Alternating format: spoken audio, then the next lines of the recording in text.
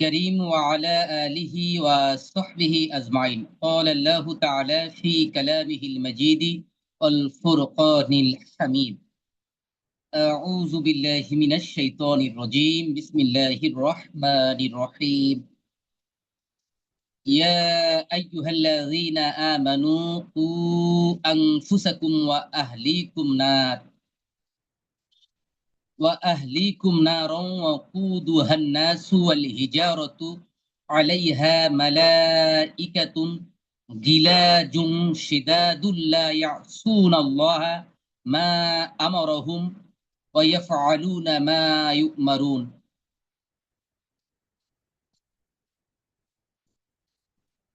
International দাওয়া ইউনিভার্সিটির উদ্যোগে আয়োজিত ডিপ্লোমা ইন তাফসিরুল কোরআন এন্ড দাওয়া কোর্সের আত-তামরিন ওয়াল ইস্তিদাদু লিতাফসিরিল কোরআন বিষয়ক আজকের এই দর্শে দেশ বা প্রবাস দূর বা নিকট থেকে যারা সংযুক্ত হয়েছেন সকলকে অন্তরের অন্তঃস্থল থেকে হৃদয় নিংড়ানো ভালোবাসা মিশ্রিত সশ্রদ্ধ সালাম ও মোবারকবাদ জানাই। আল্লাহ সুবহানাহু ওয়া তাআলা দরবারে কৃতজ্ঞতা প্রকাশ করছি, যিনি পবিত্র জুমাবারের এই দিবাগত রাতে আমাদেরকে কোরআনে কারীমের দার্সে সংযুক্ত হবার সুযোগ করে দিয়েছেন। রাসূল করিম সাল্লাল্লাহু আলাইহি ওয়াসাল্লামের প্রতি শত সহস্র দুরূদ ও সালাম পেশ করছি, যিনি সত্য দ্বীন এবং হেদায়েত সহকারে প্রেরিত হয়েছিলেন। সম্মানিত শিক্ষার্থীবৃন্দ, আমরা আজ যে বিষয়ে আলোচনা করব তা হচ্ছে পরিবারকে জাহান্নাম থেকে রক্ষা। আলোচ্য বিষয় হলো পরিবারকে জাহান্নাম থেকে রক্ষা। অন্যভাবে যদি বলি, নিজে বাঁচো পরিবারকে বাঁচাও। সেক্ষেত্রে আমরা আয়াত নির্বাচন করেছি কোরআনে কারীমের সূরা আত-তাহরীমের 6 নম্বর আয়াতে কারিমা। সূরা আত-তাহরীম এটি কোরআনে কারীমের 66 নম্বর সূরা। মোট আয়াত রয়েছে 12টি এবং রুকু আছে 2টি, এবং সূরাটি হচ্ছে মাদানী সূরা। মাদানী সূরা বলতে কি বোঝায় জানো ইউসুফ আকন সাহেব? হিজরতের পরে যে সমস্ত সূরা নাজিল হয়েছে সেগুলোকে মাদানী সূরা বলে। যদি মক্কায় অবতীর্ণ হয় হিজরতের পরে? মানে এখানে দুইটা একাধিক কওল আছে, তো কারো কারো মতে যে মক্কায় নাজিল যেগুলো হয়েছে সেগুলো মাক্কি বলে, আবার কারো কারো মতে হিজরতের পরে যেখানে নাজিল হবে এটাই মাদানী। জি, অধিক শুদ্ধ কথা হচ্ছে হিজরতের পরে যেখানেই অবতীর্ণ হোক সেটাই মাদানী, আর হিজরতের হুম, আগে যা অবতীর্ণ হয়েছে সেটাই মাক্কি। মাক্কি। জি, তাহলে মাক্কি এবং মাদানী এই কথাটা মনে রাখলে আমাদের সহজ হয়ে যাবে, কারণ এই সংজ্ঞার উপরে প্রেক্ষাপট বোঝাটাও সহজ হবে যে কোন সমসাময়িক প্রেক্ষাপটে আয়াতটা অবতীর্ণ হয়েছিল বা সূরাটি অবতীর্ণ হয়েছিল। তা আমরা আয়াতের শুরুতে সরল অনুবাদ দেখে নিই। সরল অনুবাদ হচ্ছে, হে ঈমানদারেরা, তোমরা নিজেরা জাহান্নামের আগুন থেকে বাঁচো এবং তোমাদের পরিবারকে জাহান্নামের আগুন থেকে বাঁচাও, যার ইন্ধন হবে তথা জ্বালানি হবে মানুষ এবং পাথর, এবং সেখানে থাকবে অত্যন্ত নির্মম এবং কঠোর হৃদয়ের ফেরেশতাকুল, এবং যারা আল্লাহ তাআলার কোনো নির্দেশকে অমান্য করবে না, বরং আল্লাহ যা নির্দেশ করবে তা তারা পালন করবে। একেবারেই যদি শব্দ শব্দ অনুবাদ দেখার চেষ্টা করি, আমাদের কেতাবটি যেভাবে লেখা হয়েছে, তাহলে এভাবে আমরা বলবো যে ইয়া আইয়ুহাল্লাযীনা আমানু, মানে হে ঈমানদারেরা। কেতাবে অবশ্য আমি আর একটু ভেঙে ভেঙে দিয়েছি, ইয়া আইয়ুহা তারপরে আল্লাযীনা আমানু, কিন্তু এভাবে যদি আলোচনা করার সময় ভাঙেন শ্রোতাদের বোঝাটা দুর্বোধ্য হবে। এজন্য অন্তত অর্থটা বোঝা যায় এভাবে ভেঙে শাব্দিক অনুবাদটা করলে আলোচনার জন্য সুবিধা। সেহেতু ইয়া আইয়ুহাল্লাযীনা আমানু, হে ঈমানদারেরা, তোমরা বাঁচো বা তোমরা রক্ষা করো, আনফুসাকুম তোমাদের নিজেদেরকে, ওয়া আহলিকুম এবং তোমাদের পরিবার পরিজনকে, নারন আগুন থেকে তথা জাহান্নাম থেকে, ওয়াকুদুহা এবং যার ইন্ধন হবে আন্নাস মানুষ, ওয়াল হিজারা মানে পাথর, আলাইহা মালাইকাতুন সেই জাহান্নামে থাকবে ফেরেশতারা, গিলাজুন যারা হবে নির্দয়, শিদাদুন কঠোর, লা ইয়াসুনা যারা অমান্য করবে না, আল্লাহকে মা আমারহুম যা আল্লাহ তাদেরকে নির্দেশ দেন, ওয়াইয়াফআলুনা, এবং তারা তাই করবে, মা ইউমারুন, যা তাদেরকে নির্দেশ করা হবে। এটি হচ্ছে শাব্দিক অনুবাদ। সূরা পরিচিতিটি আমরা ইতিমধ্যে উল্লেখ করেছি। এবার সূরার নামকরণ নিয়ে কথা বলা যায়। এই সূরার নামকরণ করা হয়েছে, এই সূরার একেবারে প্রথম আয়াতে রয়েছে লিমা তুহাররিমু, মানে কিসে হারাম করলো। এই তুহাররিমু শব্দ থেকে আত-তাহরিম নামকরণ করা হয়েছে। সূরা নাজিলের সময়কালের দিকটি যদি বিবেচনা করা হয় তাহলে এটা বোঝা যায় সপ্তম হিজরির দিকে এই সূরাটি অবতীর্ণ হয়েছে। একটু বিস্তারিত আলোচনা রয়েছে আমার কিতাবের মধ্যে। নবুয়াতের সপ্তম হিজরির দিকে এই সূরাটি, মানে হিজরতের সপ্তম বছরে এই সূরাটি অবতীর্ণ হয়েছে, মানে মাদানী জীবনের সপ্তম বছরে। তাহলে কোন সময় হয়? 629 খ্রিস্টাব্দের দিকে এই সূরাটি অবতীর্ণ হয়। কারণ এই সূরার মধ্যে নবী সাল্লাল্লাহু আলাইহি ওয়াসাল্লামের দুইজন স্ত্রীর ব্যাপারে কথা রয়েছে। তাহলে হুজুর এদের মধ্যে নবুয়তের একজন হচ্ছে হযরত 20তম বছর সাফিয়া। হবে। কথা বলছেন নাকি আবার? তাহলে নবুয়তের 20তম বছর হবে নাকি? হ্যাঁ, এটা যোগ করে নেন, আগে হলো 13 আর এদিকে যদি 7। আহ 7 হয় তাহলে 20 হয়ে যায়। মানে জি জি নবুয়াতের 20তম বছরটা সাধারণত বলা হয় না। জি জি জি জি হিজরত আজ পর্যন্ত সময়টাকে দ্বাদশ ত্রয়োদশ বলা হয়। এরপরে গিয়ে মদিনায় চলে গেলে তখন হিজরতের কথাটা বলা হয় হিজরিয়াত, মানে বহুল প্রচলিত হচ্ছে এটা। আর যদি ব্যাপকতার ভিত্তিতে বলেন তাহলে নবুয়াতের 20তম বছরে। কিন্তু সেভাবে চিন্তা করলে তো নবুয়াতের ওই বছর গণনা করলে 23 বছর, সেটা একটু খুব ভালো শোনা যায় না। জি। দ্বিতীয়টা হচ্ছে, একজন হচ্ছেন হযরত মারিয়া আর একজন হলেন হযরত সাফিয়া রাদিয়াল্লাহু তাআলা আনহা। এই দুজনের ব্যাপারে কিছু ইঙ্গিত রয়েছে, তবে এর বাইরে প্রথম যে আয়াতটি, এই আয়াতের সাথে একটু মজাদার একটা ঘটনা আছে, যার মধ্যে আসলে উম্মাহের জন্য, মুসলিম উম্মাহের জন্য অনেক বড় শিক্ষা আছে। সেটা হলো, রাসূল সাল্লাল্লাহু আলাইহি ওয়াসাল্লামের বৈশিষ্ট্য ছিল তিনি আসরের পরে অনেক সময় স্ত্রীদের গৃহে গমন করতেন, এবং গমন করার পরে নবী সাল্লাল্লাহু আলাইহি ওয়াসাল্লামকে উম্মুল মুমিনিনরা কোনো নাস্তা দিয়ে দিতেন। সেভাবে রাসূলুল্লাহ সাল্লাম হযরত সাফিয়া রাদিয়াল্লাহু তাআলা আনহার গৃহে গেলেন। যাওয়ার পরে তিনি তাকে মাগাফির, মাগাফির বলতে কোন কোন জায়গায় বলা হয়েছে এটা মধু দিয়ে তৈরি একরকম পানীয়, এরকম একটি পানীয় তাকে খেতে দিলেন। এদিকে নবী সাল্লাল্লাহু আলাইহি সাল্লামের অত্যন্ত প্রিয় দুইজন স্ত্রী, সবাই উম্মুল মুমিনিন, এবং সবচেয়ে প্রসিদ্ধ যারা এর মধ্যে একজন হচ্ছেন উম্মুল মুমিনিন হযরত আয়েশা সিদ্দিকা রাদিয়াল্লাহু তাআলা আনহা, আর একজন হলেন হাফসা বিনতে ওমর ফারুক রাদিয়াল্লাহু তাআলা আনহা। তো নবীজি দুই প্রিয় সাহাবার দুই কন্যা, তাদের দুইজনের মধ্যে সখ্যতা তুলনামূলক একটু বেশি ছিল।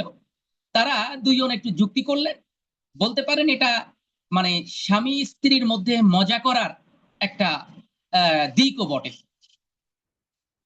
তা সেদিক দিয়ে তারা দুইজনে চিন্তা করে বললেন যে আজকে তো আমাদের কাছে যেহেতু আসেন নাই, যেহেতু আসরের পরে সময় বেশি থাকে না, নবীজি কোনো একজন স্ত্রীর কাছেই গিয়ে যেতেন এরকম, আবার যে নিয়মিত যেতেন ব্যাপারটা এরকম না, মাঝে মধ্যে যেতেন।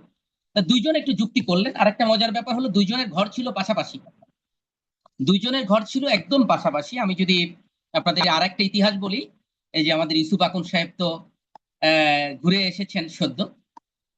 রাসূল সাল্লাল্লাহু আলাইহি সাল্লামের রওজার সামনে দিয়ে যে রাস্তা, মানে সালাম দিয়ে যাওয়ার জন্য যে রাস্তাটা, তা ঢুকতে গিয়ে মানে ওই পাশ দিয়ে ঘুরে যখন সালাম দিয়ে বের হতে হয়, তখন তো বাম পাশে পড়ে রসুল ইসলামের কবর। রসুল ইসলামের কবরটা যেখানে, এটা ছিল উম্মুল মুমিনিন হযরত আয়েশা সিদ্দিকা রাদিয়াল্লাহু তাআলা আনহার শয়ন কক্ষ। মানে নবীজি যেখানে ইন্তেকাল করেছেন সেখানেই তাকে দাফন করা হয়েছে। এটি নবীদের শান, যেখানে ইন্তেকাল করবেন সেখানে তার কবর হবে। তা নবী সাল্লাল্লাহু আলাইহি সাল্লামকে এখানে কবর দেওয়া হলো। দেওয়ার পরে ওই ঘরের বাকি অংশে হযরত আয়েশা রাদিয়াল্লাহু তাআলা আনহা বসবাস করতেন। এখন আয়েশা রাদিয়াল্লাহু তাআলা আনহার যে ঘরটা ঠিক এর সাথে লাগানো ছিল হযরত হাফসা রাদিয়াল্লাহু তাআলা আনহার ঘর। এই ঘরগুলোকে আপনি একটা রুম বললেও ভুল হবে না, কিছুটা রুমের মতো, মানে এক রুমের ফ্ল্যাটের মতো। তা সেই ঘরে তিনি থাকতেন। কিন্তু নবী সাল্লাল্লাহু আলাইহি ইসলামের কবরে সালাম দিতে গেলে একটা জটিলতা তৈরি হলো, যে সালাম দিতে গেলে তখন পাশ দিয়ে যাওয়া লাগে, কিন্তু দুইজনের কবর তো পাশাপাশি, দুইজনের ঘর পাশাপাশি, সেই ঘরের মাঝখানে নবীজির কবর। তা হযরত ওমর ফারুক রাদিয়াল্লাহু তাআলা আনহু তিনি তার কন্যা উম্মুল মুমিনিন হযরত হাফসাকে বললেন যে তুমি তোমার ঘরটা ছেড়ে দাও, আমি সোজা একটা রাস্তা করতে চাই যাতে সবাই নবীজিকে সালাম দিতে পারে। হযরত হাফসা রাদিয়াল্লাহু তাআলা আনহা রাজি হলেন না। তিনি বললেন যে আমি যদি এখান থেকে ছেড়ে দিই তাহলে নবীজির থেকে আমি দূরে সরে যাব, কারণ এখন তো আমি একেবারে তার পাশে থাকছি। তিনি রাজি হলেন না কোনোভাবেই। হযরত ওমর রাদিয়াল্লাহু তাআলা আনহু তার প্রিয় কন্যাকে রাজি করাতে পারলেন না। একটা পর্যায়ে তিনি হযরত হাসান হুসাইনের দ্বারস্থ হলেন। হযরত আয়েশা রাদিয়াল্লাহু তাআলা আনহা হাসান হুসাইনকে প্রচন্ড ভালোবাসতেন। দ্বারস্থ হয়ে বললেন যে তোমরা যদি একটু বুঝাতে পারো তোমাদের নানিকে, হয়তো তোমাদের কথা শুনে সে ঘরটা ছেড়ে দিতে পারে। তা হযরত হাসান হুসাইন গেলেন। যাওয়ার পরে তারা বললেন যে এটা মানে বিস্তারিত বলার পরে এক পর্যায়ে বললেন যে আমরা আপনাকে ঠিক পাশে ঘরটা করে দিচ্ছি, মানে মাঝখান দিয়ে রাস্তা যাবে কিন্তু রাস্তার পরেই আপনার ঘর থাকবে।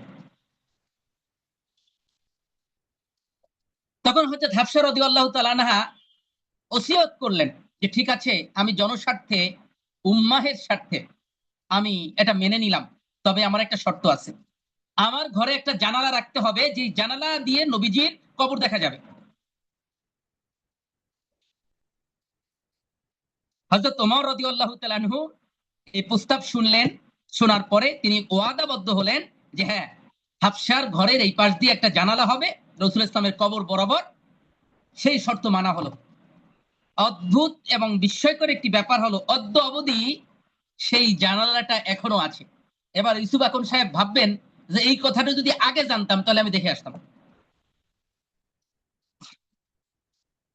তা এই যাওয়ার ক্ষেত্রে, ইতিহাসটা আমি পড়ছিলাম একটু, জি জি, ইতিহাসটা আমি পড়ে গেছিলাম আর কি, একটু দেখছিলাম। আচ্ছা, তা এখন তার মানে সালাম দিয়ে যেতে গেলে বাম হাতে নবীজির কবর, ডান হাতে জানালা খোলা যে ঘরের মতন, এটা হচ্ছে হযরত হাফসা রাদিয়াল্লাহু তাআলা আনহার ঘর। মানে পরবর্তীতে, আর আগে ছিল এই চলার পথটাই ছিল তার ঘর।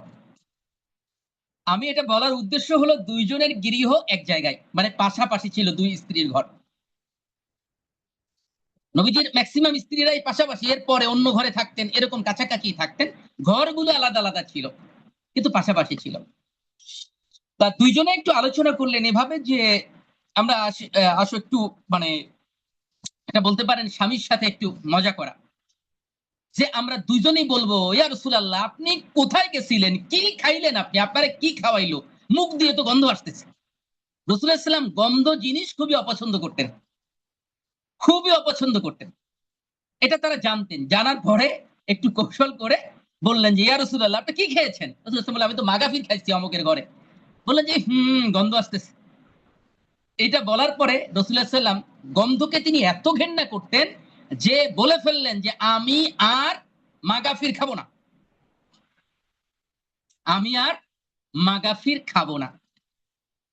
এইটা বলার পরে আল্লাহ তাআলা আয়াত অবতীর্ণ করে বললেন যে লিমা তুহাররিমু, হে নবী একটা হালাল জিনিস কিসে আপনারে হারাম করে দিল। কথা কি বুঝতে পেরেছেন? যে হালাল জিনিস আপনি খাবেন না, বা এটা ওয়াদাবদ্ধ হলেন, লিমা তুহাররিমু কিসে কিসে হারাম করে দিল।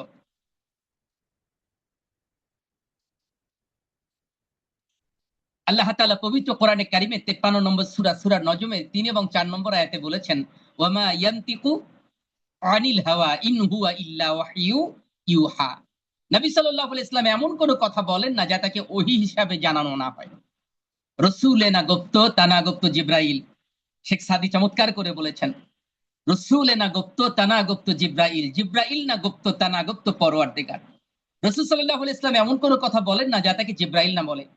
জিব্রাইল এমন কোনো কথা বলেন না যা তাকে পরওয়ারদিগার আল্লাহ না বলেন। তাই নবীজির কাছে তো সবকিছুই তিনি যা করতেন বলতেন ওহির মাধ্যম দিয়ে হতো। তা স্ত্রীদের এই মানে একটু মজা করার মধ্য দিয়ে নবীজি হঠাৎ করেই বললেন যে থাক, এটা গন্ধ যেহেতু তো আমি আর খাবো না। এটা কোন রকমই এই না, খুব স্বাভাবিক। কিন্তু আল্লাহ তাআলা তার নবীজির ক্ষেত্রে এমনটি প্রত্যাশা করেননি। এজন্য এখানে নবীজিকে যে তিরস্কার করেছেন তা কিন্তু নয়, বরং তিরস্কার করেছেন উম্মুল মুমিনিনদেরকে। যেটা এই আয়াতের প্রথম দিকে কয়েকটা আয়াত পড়বেন, তখন বুঝতে পারবেন আল্লাহ তাআলা ভয়ঙ্কর ধরনের আলটিমেটাম দিয়েছেন। কারণ নবীজি যেহেতু গন্ধকে অপছন্দ করেন, এটি হচ্ছে নবীজির শান। যখন বলা হয়েছে এটাতে গন্ধ আসছে, তখন নবীজি বলেছেন আমি আর খাবো না। এটা দ্বারা লিমা তুহার রেমু কিসে করলো, এটা দ্বারা নবীজিকে আল্লাহ নিষেধ করেছেন বা তিনি এটা কেন বললেন এরকম কারণ দর্শান নাই। বরং লিমা তুহার রেমু দ্বারা আল্লাহ বুঝাতে চাইলেন পরের আয়াতগুলোর বর্ণনা দিয়ে যে নবীগণের স্ত্রীদের উচিত নয় নবীর সাথে এই ধরনের আচরণ করা। বরং আল্লাহ তাআলা আরো বললেন যে আল্লাহ চাইলে তোমাদের থেকেও পুত পবিত্র আরো সৌন্দর্যময় নারীদেরকে নবীর স্ত্রী বানায় দিতে পারেন। মানে আল্লাহ তাআলার কাছে উম্মুল মুমিনিনদের এই কথাগুলো ভালো লাগে নাই তার প্রিয় বন্ধুর শানে। কারণ তার প্রিয় হাবিব, তার প্রিয় বন্ধু গন্ধকে পছন্দ করেন না, এজন্যই তিনি এভাবে কথা বলেছিলেন। তা এই কারণেই এই সেখান থেকে লিমা তুহার রিমুর আবির্ভাব। সেই লিমা তুহার রিমু থেকে সূরার নামকরণ করা হয়েছে সূরাতুত তাহরিম। আশা করি বুঝতে পেরেছেন এতটুকু। এই জায়গাটা জড়িয়ে ফেললে হবে না। প্রথমত মনে রাখবেন যে লিমা তুহার রিমু কিসে হারাম করলো, এইটার মানে নবীজি ভুল করেছেন তা নন। তিনি তো তথ্যের উপরেই ভুল মানে সিদ্ধান্ত নিয়েছেন। এইটার বলার উদ্দেশ্য হলো যে নবী আমি তো ওহির মাধ্যম দিয়ে এটা নিষেধ করি নাই, বরং কারা বললো এই কথাটা তাদেরকে আল্লাহ তাআলা সতর্ক করেছেন।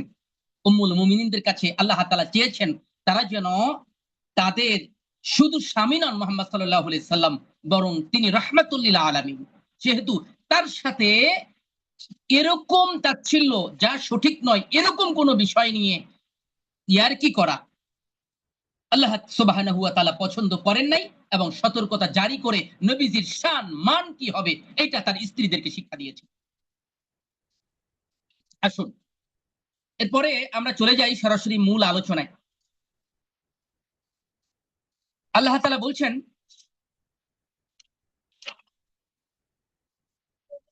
ইয়া আইয়ুহাল্লাযীনা আমানু কু আনফুসাকুম ওয়া আহলিকুম নার وقودها الناس والحجارة عليها ملائكة غلاظ شداد لا يعصون الله ما أمرهم ويفعلون ما يؤمرون। হে ইমানদারেরা, তোমরা নিজেদের এবং তোমাদের পরিবার পরিজনকে জাহান্নামের আগুন থেকে বাঁচাও, যে জাহান্নামের ইন্ধন হবে মানুষ এবং পাথর। সেখানে থাকবে অত্যন্ত রূঢ় এবং কঠোর হৃদয়ের ফেরেশতারা, যারা আল্লাহর কোনো নির্দেশকে অমান্য করবে না এবং আল্লাহ যা নির্দেশ করেছেন তারা তাই পালন করবে। এ আয়াতে বলা হয়েছে যে ঈমানদারেরা তোমরা নিজেদেরকে এবং তোমাদের পরিবার পরিজনকে জাহান্নামের আগুন থেকে রক্ষা করো। অতঃপর জাহান্নামের অগ্নির ভয়াবহতা উল্লেখ করে অবশেষে এটাও বলা হয়েছে তারা জাহান্নামের যোগ্য পাত্র হবে। তারা কোন শক্তি দলবল তোষামত মানে এমন ফেরেশতাদের কথা বলা হয়েছে বা ঘুষের মাধ্যমে জাহান্নামে নিয়োজিত কঠোর প্রাণ ফেরেশতাদের কবল থেকে আত্মরক্ষা করতে সক্ষম হবে না। জাহান্নামের জন্য যারা যোগ্য হবে মানে জাহান্নামী যারা হয়ে যাবে, তারা কোন রকম কান্নাকাটি করে, ঘুষ দিয়ে, তোষামত করে, হ্যাঁ, শক্তি প্রদর্শন করে ওই ফেরেশতাদের মনকে নরম করতে পারবে না। এই জন্য আল্লাহ তাআলা আগাম জানিয়ে দিলেন ওই জাহান্নাম থেকে বাঁচার চেষ্টা করো, যেই জাহান্নামের ফেরেশতারা থাকবে অত্যন্ত রূঢ় এবং কঠোর হৃদয়ে। এই ফেরেশতাদের নাম ভিন্ন জায়গায় বলা হয়েছে, তাদের নাম হচ্ছে জাবানিয়া।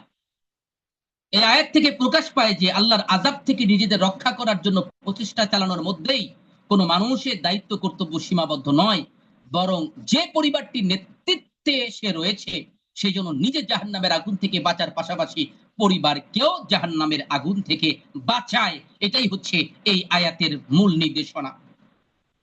বুখারীর 893 এবং মুসলিমের 1829 নম্বর হাদিসে নবী সাল্লাল্লাহু আলাইহি ওয়াসাল্লাম বলেছেন যে কুল্লুকুম রাইন কুল্লুকুম মাসউলুন আন রাইয়াতিহি।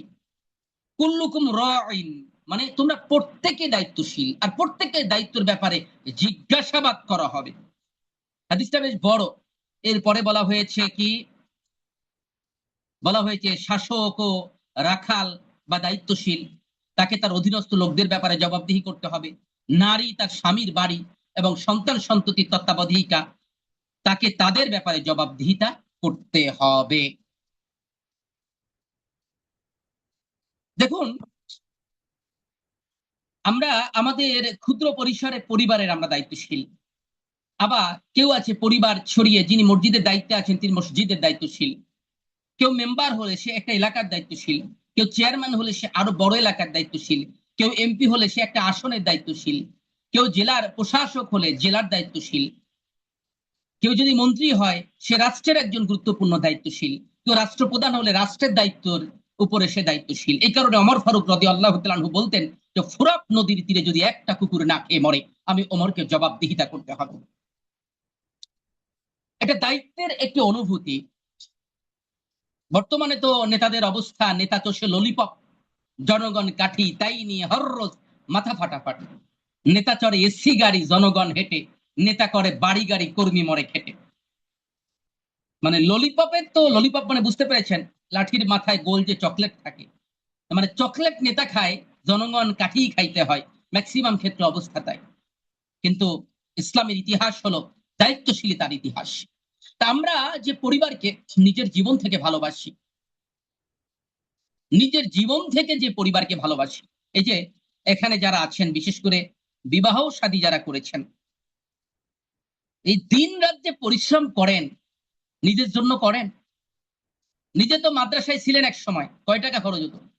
এখনো যদি একাকী থাকতে হয়, কয় টাকা খরচ হয়, কেমন বাসায় থাকা লাগে। কিন্তু নিজের এই দিন রাত পরিশ্রম করে যাওয়ার পিছনে অন্যতম কারণ পরিবারের সদস্যদেরকে ভালো রাখা। শুধু ভালো রাখা না, নিজে না থাকলে সন্তানেরা কি খাবে, কি পড়বে, কেমনে চলবে, অন্যের কাছে হাত পাততে হবে কিনা, এই বিষয়টাও একজন পিতা সবসময় চিন্তা করেন। যে কারণে প্রয়োজনীয় সামগ্রিক ব্যবস্থা হওয়ার পরে তিনি এরপরেও ছুটে বেড়ান, দিনের পর দিন ছুটে বেড়ান। একজন ইমাম সাহেব কমিটির গালাগালি শোনেন, কেন শোনেন? সন্তান স্ত্রীর দিকে তাকায় যে গালাগালি শুনবো ছাড়া করবো কি, সন্তান স্ত্রীকে খাওয়াবো কি। এই যে চিন্তাটি, তার মানে হলো সন্তানকে একজন পিতা বা মাতা নিজের জীবন থেকে বেশি ভালোবাসে। তা যে সন্তানকে, যে পরিবারকে আমরা আমাদের নিজেদের থেকেও প্রাধান্য দিয়ে থাকি, আমি নিজে জান্নাতে যাব আর ওই পরিবার জাহান্নামে যাবে, এইটা কি কখনো হতে পারে? আমি তো ভালো কিছু খাইলে আমার পরিবারকেও খাওয়ানোর চেষ্টা করি। অনেক পিতা মাতা আছে নিজে খেতে পারে না কিন্তু সন্তানকে কিনে এনে খাওয়ায়। অনেক সন্তান আছে নিজে খেতে পারে না কিন্তু পিতা মাতাকে এনে খাওয়ায়। তাহলে যে পিতা মাতার জন্য এই খাবার আনি, যে সন্তানের জন্য আনি, স্ত্রীর জন্য আনি, আমরা অবশ্যই চাই নিজে জাহান্নামের আগুন থেকে বাঁচার পাশাপাশি সেই সন্তানকে, সেই স্ত্রী পরিজনকেও জাহান্নামের আগুন থেকে বাঁচাবো। আবু দাউদ এবং ইবনে মাজার একটি হাদিস খুব চমৎকার। নবী সাল্লাল্লাহু আলাইহি সাল্লাম বলেছেন যে আল্লাহ ওই ব্যক্তিকে রহম করুন,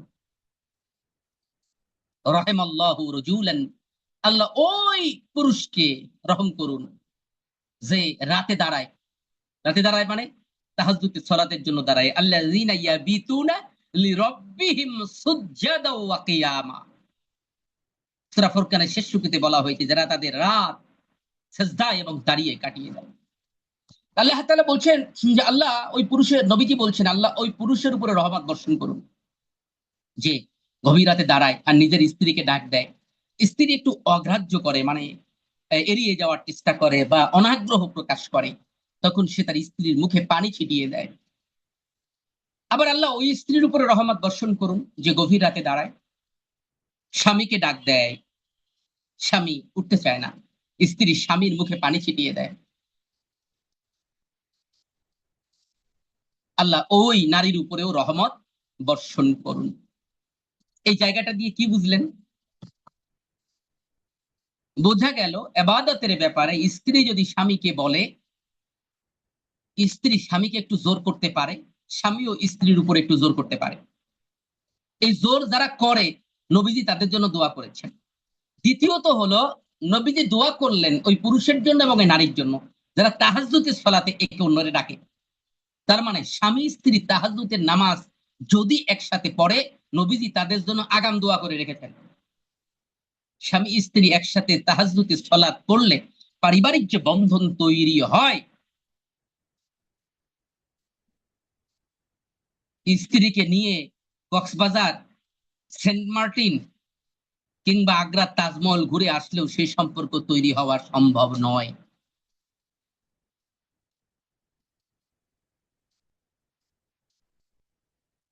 কেন? দুইজনের এই সালাতের মধ্য দিয়ে যখন স্বামী ইমামতি করবে, স্ত্রী তার ঠিক পিছনে দাঁড়াবে। স্বামী স্ত্রীর ইমামতির ক্ষেত্রে স্ত্রী দাঁড়াবে কোথায়? ঠিক পিছনে, পিছনে দাঁড়াবে। নামাজ শেষ হবে, স্ত্রী স্বামীর সাথে পড়ছে, এরপরে দুইজনে যখন দোয়া করবে, মনের সব কথা মাধুরী মিশিয়ে স্বামী স্ত্রীর গভীর রজনীর এই দোয়া যখন আল্লাহ তাআলা দুনিয়ার আসমানে নেমে আসেন আর ডাকতে থাকেন, হে আমার বান্দার, আমার কাছে কি চাও আমি দেব। কার পরিবারে অশান্তি আছে আমি দূর করে দেব, কার রিজিকের অভাব আছে আমি দূর করে দেব। সেই সময় এই দোয়া তার মধ্য দিয়ে যে বারাকা লাভ হয়, তা অন্য কোনোভাবে লাভ করা সম্ভব নয়।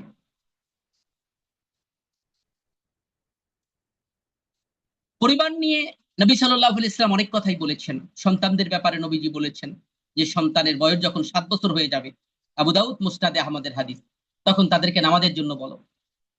আর 10 বছর হলে এর জন্য দণ্ড দাও বা প্রহার করো। দেখেন, সন্তান পরীক্ষায় ফার্স্ট হতে পারে নাই কেন, এই নিয়ে বহু বাপ মা সন্তানদের মারধর করে। কিন্তু সন্তান নামাজ পড়ে না কেন, 10 বছর বয়স হয়েছে, রোজা রাখে না কেন, এর জন্য সন্তানকে দণ্ড দেয়, এরকম পিতামাতার বড়ই অভাব। অনেক নামাজি পরিবারগুলোতেও বলে রমজান মাসে পরীক্ষা পড়েছে, থাক, রোজা রাখার দরকার নেই বাবা তোমার, থাক, ওর কষ্ট হয়ে যায় প্রচন্ড শীতে, দরকার নাই বাবা। মনে মনে ভাবে যে আমিও তো বড় হয়ে ধামড়া হওয়ার পরে রাখছি, ও রাখবে। কিন্তু আমি যে এই মুহূর্তে আমার উপরে দায়িত্বই ছিল, 7 বছর বয়স হলে ওকে নামাজের জন্য বলবো, 10 বছর হলে প্রহার করব, এই নামাজের অভ্যস্ততা তৈরি করার দায়িত্ব আমার উপরে ছিল, কিন্তু আমি তা করলাম না। এই সন্তান যদি পরবর্তীতে নামাজি না হয়, পিতা মাতাও সেই জন্য দায়ী হবে। এ কারণে কিয়ামতের ময়দানে সন্তান যখন জাহান্নামী হয়ে যাবে, তারা আল্লাহ তাআলার কাছে একটা আরজি পেশ করবে, দরখাস্ত পেশ করবে, আল্লাহ তাআলা, যেই পিতা মাতা যদি আমাদেরকে ছোটবেলায় তোমার দিন মানতে বাধ্য করতো, আজকে আমরা জাহান্নামী হতাম না। তবে জাহান্নামে যাওয়ার আগে তোমার কাছে একটা আবেদন আছে, আমার ওই পিতা মাতাকে হাজির করা হোক। ওই পিতা মাতার বুকের উপরে একটা লাথি মেরে তারপরে জাহান্নামে যেতে চাই। আল্লাহু আকবার। এর চেয়ে দুর্ভাগ্য কোন পিতা মাতার আর হতে পারে না। সুতরাং ইসলামের এই নির্দেশনাগুলো মানাটা অনেক বেশি জরুরি। নবী সাল্লাল্লাহু আলাইহি সাল্লাম নিজের পরিবার পরিজনের সাথে কেমন করতেন আমরা যদি দেখতে পারি, সহিহ মুসলিম এবং মুসনাদে আহমদের একটা হাদিস, আয়েশা রাদিয়াল্লাহু তাআলা আনহা থেকে বর্ণিত। তিনি বলেন যে রাসূল সাল্লাল্লাহু আলাইহি ওয়াসাল্লাম যখনই বেতের পড়তেন, তখনই তাকে ডাকতেন এবং বলতেন, হে আয়েশা দাঁড়াও এবং বেতের আদায় করো। পরিবারকে যে ডাকা, এটা অত্যন্ত গুরুত্বপূর্ণ একটা ব্যাপার। পরিবারকে জাহান্নাম থেকে বাঁচানোর জন্য করণীয় কি? প্রথমত নিজে দৃষ্টান্ত হওয়া। পরিবারের প্রধান যদি নিজের সালাত, তাকওয়া এবং সৎকর্মে অগ্রগামী হন, সন্তানরা সহজেই তা গ্রহণ করবে, এটাই বাস্তবতা। পিতা টানে বিড়ি আর সন্তানকে যতই নসিহাতের কথা বলুক, এই কথা সন্তানের উপরে প্রভাব পড়ে না। সুতরাং আগে পিতাকে আদর্শবান হতে হবে। দ্বিতীয়ত, নিয়মিত সলাতের পরিবেশ গড়া। রাসূল ইসলাম বলেছেন, তোমরা তোমাদের সন্তানদের সলাতের আদেশ দাও 7 বছর বয়সে। তৃতীয়ত, দিনী শিক্ষা এবং কোরআন তেলাওয়াত। ঘরে নিয়মিত কোরআন পাঠ করা এবং আলোচনা হলে ঈমান মজবুত হয়। দিনী শিক্ষা থাকতে হবে, কোরআন তেলাওয়াত থাকতে হবে। চতুর্থত, হারাম থেকে দূরে থাকা। অশ্লীলতা, সুদ, মিথ্যা, অন্যায় উপার্জন এসব থেকে পরিবারকে রক্ষা করা জরুরি। হারাম খাওয়ায় সন্তানদের যতই ভালো করানোর চেষ্টা করেন, লাভ নাই, ভালো হওয়ার সম্ভাবনা খুবই ক্ষীণ। আপনারা দেখবেন যে পুলিশ অফিসাররা ঘুষ খায়, ম্যাক্সিমামের পোলাপানের লেখাপড়াই হয় না। এবং অনেকগুলো আমার দেখা দৃষ্টিতে কোনো কোনো সন্তানরা কিছুটা বলদ প্রকৃতির হয়, কারণ হারাম উপার্জন ওই সন্তানের কে বড় করেছে। সুতরাং যারা এই সুদ ঘুষের সাথে জড়িত, এদের পরিবারে রহমত বর্ষিত হয় না, নিজে তো ধ্বংস, পরিবারকেও সে ধ্বংস করে দিয়ে যায়। আমার মনে পড়ে মসজিদে নববীর মধ্যে রমজান মাসে এক বিশাল জুব্বা পরা বড় দাড়িওয়ালা একজনের সাথে দেখা হলো। পরিচয় হলো ঢাকার মিরপুরে তার বাড়ি। তা আমার দেখে মনে হলো এ বোধহয় আলেম, মানে পোশাক আশাক এরকম। তা আমি বললাম যে আপনি কি কি করতেন? তখন উনি একটু চুপসে গিয়ে বলল যে হুজুর, আমি বলবো না সে কথা, কেননা আমি দুনিয়া আর কাউকে সাক্ষী বানাতে চাই না। আমি বুঝে নিলাম যে এই লোকটা আলেম নয়, এখন হয়তো আলেমের এই রূপ নিয়েছে বা সেভাবে পোশাক আশাক পরে, কিন্তু আসলে সে সুদী ব্যাংকে চাকরি করত। উনি আমাকে বললেন যে হুজুর, আমার সব হারাম দিয়ে গঠন করা, নিজের চাকরি, নিজের বেতন, বলে নাই ব্যাংকে, নিজের বেতন, নিজের সন্তানকে বড় করা, বাড়ি গাড়ি সব হারাম দিয়ে হয়েছে।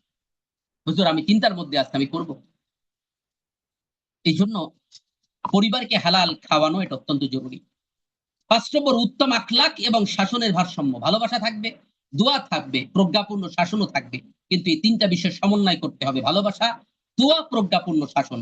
ভালোবাসা দেন, সন্তানের জন্য কোনো সময় দোয়া করেন না, এটাও হবে না। ভালোবাসা আছে, দোয়া আছে, কিন্তু শাসন করেন না, ছেড়ে দিচ্ছেন যে দোয়া করি আল্লাহ ঠিক করে দেবে না। শাসনও থাকতে হবে, দোয়াও থাকতে হবে, ভালোবাসাও থাকতে হবে, তিনটার সমন্বয় থাকতে হবে। ৬ নম্বর কথা হলো পারিবারিক দোয়া। নবীগণ পরিবারকে নিয়ে দোয়া করতেন। কি দোয়া? যেমন সূরা ইব্রাহিমের ৪০ নম্বর আয়াতে আছে, হে আমার রব, আমাকে এবং আমার সন্তানদেরকে সালাত কায়েমকারী বানাও। আমাকে এবং আমার সন্তানকে সালাত কায়েমকারী বানাও, সন্তানদেরকে। এই দোয়া করতে হবে, আল্লাহ আমার সন্তানদেরকে তুমি নামাজি বানাইও। এটা এই দোয়া আল্লাহ তাআলা কোরআনে কারিমে আমাদেরকে শিক্ষা দিয়েছেন। এবার আসুন, এই যে পরিবারকে জাহান্নামের আগুন থেকে বাঁচানোর জন্য কিছু কার্যক্রম রয়েছে, বিশেষ করে সন্তানকে রক্ষা করার জন্য কিছু ধারাবাহিকতা আছে। প্রথমত, সন্তানের জন্য একজন দিনদার মা নির্বাচন করা। কার জন্য? সন্তানের জন্য দিনদার মা নির্বাচন করা। মনে মনে ভাইবেন না যে হুজুর বোধহয় এবার মাসনা করার কথা কইল। না, আপনি যাকে বিবাহ করবেন আগেই চিন্তা তো রাখবেন, নেসাউকুম হারসুল লাকুম, নারীরা হলো শস্য ক্ষেত। শস্য ক্ষেত, আপনি মাঠে জমি কেন কেনেন? ফসল ফলানোর জন্য। তা সেহেতু যাকে বিবাহ করবেন সে তো আপনার সন্তানের মা হবে, এটাই স্বাভাবিক। সুতরাং হবু সন্তানের মা নির্বাচনের জন্য দিনদারিতাকে প্রাধান্য দিতে হবে। ইমাম আহমদ বিন হাম্বল রাহিমাহুল্লাহ, তিনি তার বিবাহের জন্য 2টা মেয়ের সন্ধান পাইলেন। দুইজনই আপন বোন ছিল। তিনি তার চাচিকে বললেন, চাচি, শুনেছি অমুক জায়গায় 2টা বোন আছে, আপনি একটু দেখে আসেন তো, দুইজনের ব্যাপারে আমাকে এসে একটু বিবরণ দেবেন যে কাকে বিবাহ করার কে উপযুক্ত। তা ওনার চাচি গেলেন, যাওয়ার পরে বললেন যে ছোট মেয়েটার আমাকে বেশি পছন্দ হয়েছে, চেহারা সুরত মাশাআল্লাহ। বড় মেয়েটার চেহারা এত ভালো না, তুমি ছোট মেয়েটাকে বিবাহ করতে পারো। আহমদ বিন হাম্বল রাহিমাহুল্লাহ প্রশ্ন করলেন, চাচি, দিনদারিতার ক্ষেত্রে ছোট মেয়ে বেশি ভালো না বড় মেয়ে বেশি ভালো? চাচি জবাব দিলেন, বড় মেয়েটা দিনদারিতাই বেশি ভালো। ইমাম আহমদ বিন হাম্বল বললেন, চাচি, তাহলে বড় মেয়েটার কাছে বিবাহের প্রস্তাব দিয়ে দেন। সেই মেয়ের সাথে তার বিবাহ হলো। তাদের 40 বছরের দাম্পত্য জীবন ছিল। 40 বছর পরে তার স্ত্রী মারা গেলেন।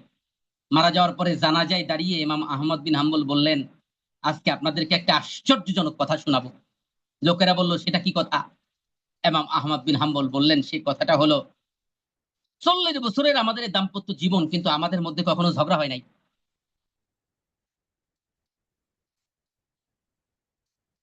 40 বছরের দাম্পত্য জীবনে কখনো ঝগড়া হয় নাই। ইমাম আহমদ বিন হাম্বল উত্তর দিচ্ছেন যে এর কারণ কি জানেন? আমি যদি কখনো রেগে যেতাম, আমার স্ত্রী চুপ হয়ে যেত, আর স্ত্রী যদি কখনো রেগে যেত, আমি চুপ হয়ে যেতাম। তাহলে সবসময় পুরুষ জিতলে হয় না, মাঝে মধ্যে পুরুষের চুপ হয়ে যেতে হয়। শিখালেন কে? ইমাম আহমদ বিন হাম্বল রাহিমাহুল্লাহ। তাই জন্য স- দিনদার স্ত্রী নির্বাচন করা অনেক জরুরি ব্যাপার। তারপরে বিবাহ হলো। বিবাহের পরে একান্ত সাক্ষাতের জন্য সহিহ হাদিসে একটি দোয়া এসেছে, যেই দোয়া পড়ার মধ্য দিয়ে নবীজি বলেছেন, ওই দোয়া পড়ার পরে যদি কোনো সেই একান্ত ঘনিষ্ঠতার মধ্য দিয়ে যদি কোনো সন্তান মায়ের গর্ভে আসে, ওই সন্তানকে সারা জীবন ইবলিসের আক্রমণ থেকে হেফাজতের দায়িত্ব আল্লাহ তাআলা গ্রহণ করেন। সুবহানাল্লাহ। আল্লাহ যদি সন্তানকে ইবলিসের আক্রমণ থেকে হেফাজত করেন, সেই সন্তান কি আর পিতামাতার অবাধ্য হবে? সেই সন্তান কি আর বেনামাজি হবে? হবে না। তাহলে এটা অত্যন্ত গুরুত্বপূর্ণ। 2 নম্বর গেল। 3 নম্বর, সন্তান মায়ের পেটে যখন আসবে, আসার পরে মায়ের আমলে অনেক বেশি মনোযোগী হওয়া দরকার।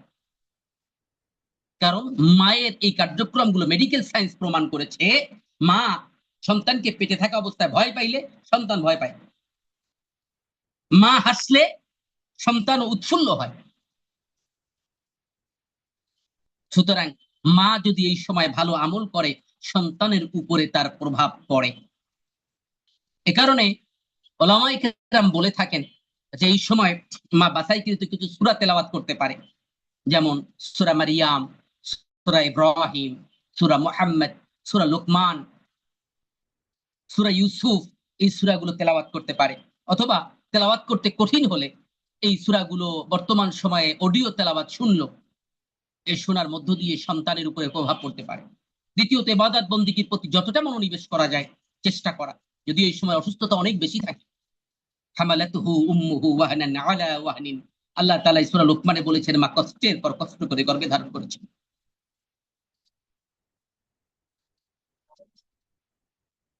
তা এই আমলগুলো সন্তানের উপরে প্রভাব ফেলতে পারে। তারপরে সন্তান যখন জন্ম নিল, তার ডান কানে আযান দিতে হবে, বাম কানে একামত দিতে হবে। তারপরে সন্তানের জন্মের 7ম দিনে তার সুন্দর একটি নাম রাখতে হবে। আর মাথার চুলগুলোকে মুন্ডন করে, সেই চুল নিক্তিতে ওজন করে, নিক্তি মানে সোনা রূপা যাতে ওজন করে, কারণ চুলের যে ওজন এটা তো এমনি পালায় ওজন করলে একটু উঠবে না। এই জন্য নিক্তিতে ওজন করে অ্যাবিলিটি অনুযায়ী ওই চুলের সমপরিমাণ স্বর্ণ অথবা রূপার দাম মানে আল্লাহর পথে তথা গরিব মিসকিনদের মাঝে দান করে দিতে হবে। আর পুত্র সন্তান হলে 2টা ছাগল বা ভেড়া বা দুম্বা কোরবানি করতে হবে, মানে আকিকা হিসেবে 2টা ছাগল বা ভেড়া জবাই করতে হবে। আর কন্যা সন্তান হলে একটা। এটা কি হবে? সন্তানের জীবনের নিরাপত্তায় অনেক বেশি কার্যকরী ভূমিকা রাখবে। তারপরে কাজ কি? তারপরে কাজ হলো সন্তানকে দুধ পান করানোর ক্ষেত্রে 2 বছর দুধ পান করা তার অধিকার। আল্লাহ তাআলাই বলেছেন, হামালাতুহু উম্মুহু ওয়াহনান আলা ওয়াহনিন ওয়া ফিসালুহু ফি আমাইন। মা দুধ খাওয়াইছে 2 বছর। অন্য জায়গায় অবশ্য 2.5 বছরের কথা আছে, 2.5 বছরের কথা আছে, মানে 30 মাসের কথা আছে। 2.5 বছর কার জন্য? মুফাসসিররা বলেছেন, সন্তান যদি দুর্বল হয় তাহলে 2.5 বছর খাবে, আর যদি সবল হয় তাহলে 2 বছর। তাই 2 বছর যদি মা দুধ পান না করায়, মা দায়ী হবে। এটা মায়ের উপরে দায়িত্ব। আর মা দুধ পান করাবে, এই বিষয়টা নিশ্চিত করার দায়িত্ব পিতার। আল্লাহ তাআলা পিতা মাতার খেদমতের নির্দেশ দিতে গিয়েই বলেছেন, হামালাতু উম্মুহু ওয়াহনান আলা ওয়াহনিন ওয়া ফিসালুহু ফি আমাইন। মা কষ্টের পর কষ্ট করে গর্ভে ধারণ করেছেন, 2 বছর দুধ পান করাইছেন। আনিশকুরলি, আল্লাহ বলছেন কৃতজ্ঞতা প্রকাশ করো আমার ওয়ালি ওয়ালি দায়িকা এবং তোমার পিতা মাতা।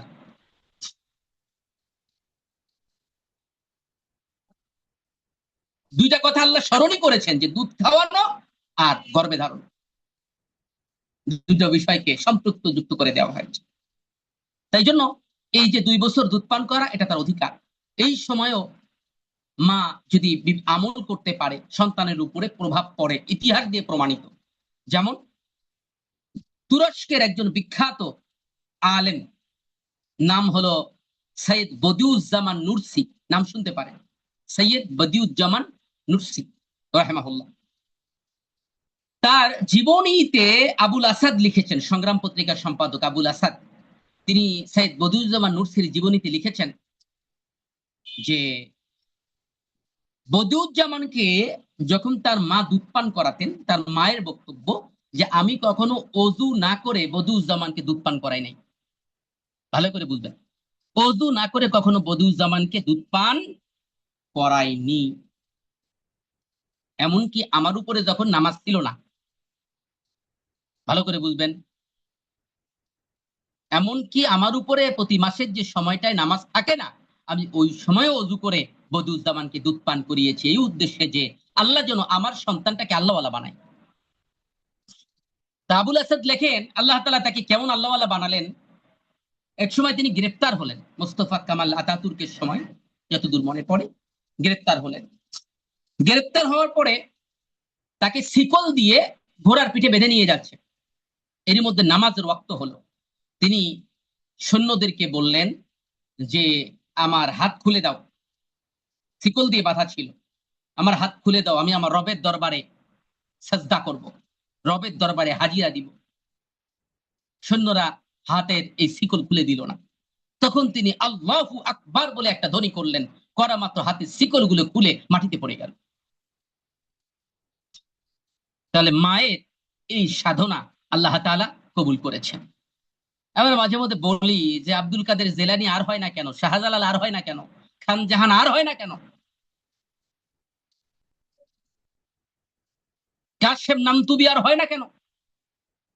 না হওয়ার পিছনে কারণ আছে, যে সেই কাশেম নামতুবি যে মায়ের পেটে আসতেন, জাকারিয়া কামধুলি যা যে মায়ের পেটে আসতেন, আব্দুল কাদের জিলানি যেমন মায়ের পেটে এসেছেন, ওয়াইজিদ বুস্তামি যেমন মায়ের পেটে এসেছেন, ওই মায়ের আজ বড়ই অভাব, বড়ই অভাব। এই কারণেই আল্লাহর ওলি আজকে আর মায়ের গর্ভে আসে না। এরপরে সন্তানকে দোলনায় নাড়াচাড়া করা হয়। সৈয়দ কুতুব শহীদ রাহিমাহুল্লাহ নাম শুনেছেন, তাফসিরে ফি জিলালিল কুরআনের লেখক, মিশরের বিখ্যাত আলেম ছিলেন, যাকে ফাঁসি দেওয়া হয়েছিল। জামাল নাসির সরকার তাকে ফাঁসি দিয়েছিল। মুসলিম ব্রাদারহুড তথা ইখওয়ানুল মুসলিমিনের অন্যতম শীর্ষ নেতা ছিলেন তিনি। তো সৈয়দ কুতুব শহীদ রাহিমাহুল্লাহ এর মা বলেছেন যে আমি যখন কুতুবকে দোলনায় নাড়াতাম, দোলনায়, মিশরের নারীরা এই দোলনায় নাড়ানোর সময় কবিতা বলতো, গান বলতো। আমাদের দেশেও তো আমরা বলি, তাই না? আয় আয় চাঁদ মামা টিপ দিয়ে যা, তারপরে ঘুম পড়ানো মাসি পিসি, তারপরে গোল করো না ছোটন ঘুমাই খাটে, এইসবই তো বলে আমাদের মায়েরা ঘুম পড়ায়। কিন্তু সাইদ কুতুব শহীদের মা বলছেন আমি কখনো তাকে দোলনায় নাড়াবার সময় সব কবিতা গান বলি নাই, পরিচালিত কিচ্ছু বলি না, বরং আমি তারে যখন দোলনায় নাড়াইতাম আর কোরআন তেলাওয়াত করতাম, এই জন্য যে আমার সন্তানটাকে আল্লাহ যেন কোরআনওয়ালা বানায়। আল্লাহ তাআলা এমন কোরআনওয়ালা বানালেন, সাইয়েদ কুতুব শহীদ তিনি জেলখানায় বসে তাফসির লিখেছেন, তাফসিরে ফি জিলালিল কোরআন। তার কাছে রেফারেন্সের কোনো কিতাব ছিল না, মানে তাফসির লেখার জন্য অন্য রেফারেন্সের কোনো কিতাব ছিল না। তাকে আল্লাহ তাআলা যে ইলম দান করেছেন, সেই ইলমের আলোকে তিনি কোরআনের ব্যাখ্যা লিখেছেন। তার বাংলায় যে অনুদিত তাফসির আমাদের সামনে আসে, তার খণ্ড হলো 22টা, 22 খণ্ডে বিভক্ত তার কোরআনের তাফসির। আল্লাহ তাআলা মায়ের সাধনাকে কবুল করেছেন। আমাদের বাইতুল্লাহর ইমামদের যিনি প্রধান, হারামাইন শরীফাইনের যিনি প্রধান, মানে মক্কা এবং মদিনার ইমামদের যিনি প্রধান, কি নাম তার? আব্দুর রহমান আস-সুদাইসি।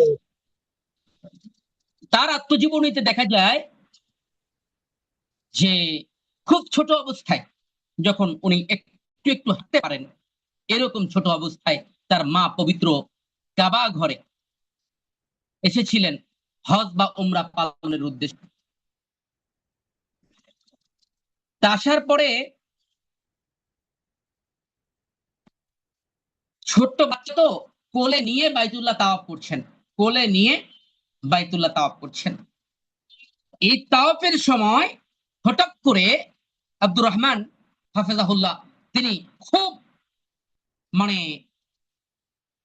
মোড়ামুড়ি করা, যাকে আমরা সহজ বাংলায় বলি, মানে এমন ভাবে নড়াচড়া করতে লাগলেন, মা বুঝতে পারলো যে ওরে কোলে রাখা যাবে না, বাচ্চাদেরকে কোলে নিলে আমরা বুঝি না নামবে, অবস্থাটা তাই দাঁড়ালো। মা বাধ্য হয়ে তাওয়াফের সময় আব্দুর রহমান আর সুদাইসিকে ছেড়ে দিলেন বাইতুল্লাহর পাশ দিয়ে তাওয়াফ করার সময়। এর মধ্যে সেই ছোট্ট আব্দুর রহমান যে অল্প অল্প হাঁটতে পারে, এই অবস্থায় তিনি হেঁটে হেঁটে বাইতুল্লাহর দেয়ালের পাশে চলে গেলেন, কাবার গেলাফের উপরে স্পর্শ করে কাঁদতে লাগলেন, চোখ দিয়ে তার অশ্রু গড়িয়ে পড়তে লাগলো।